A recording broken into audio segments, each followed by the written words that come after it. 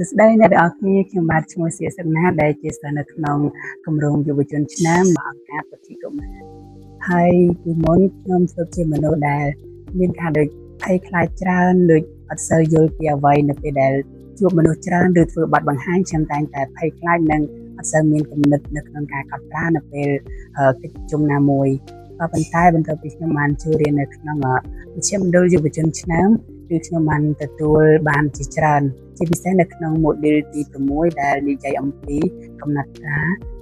កំណត់ហេតុប្រជុំហើយនិងការធ្វើបាត់បង្ហាញដែលធ្វើឲ្យខ្ញុំមានភាពក្លាហានជាងមុននិងមានគំនិតនៅក្នុងការធ្វើបាត់បង្ហាញជាពិសេសខ្ញុំដឹងពីតិចនិចនៅក្នុងការកត់ត្រានៅពេលធ្វើកិច្ចប្រជុំហើយនៅក្នុងថ្នាក់រៀនគឺខ្ញុំបានអនុវត្តនៅជាមួយនឹងការធ្វើបាត់បង្ហាញជាច្រើនជាពិសេសគឺជាមួយនឹងមិត្តភ័ក្តិនៅក្នុងថ្នាក់រៀនដែលធ្វើឲ្យខ្ញុំកាន់តែមានភាពក្លាហានហើយនឹងយល់ពីតិចនិចនៅក្នុងការធ្វើបាត់បង្ហាញហើយនឹងរបៀបកត់ត្រានៅពេលដែលលោកគ្រូបញ្យល់ពាក្យពន្ធជាមួយនឹង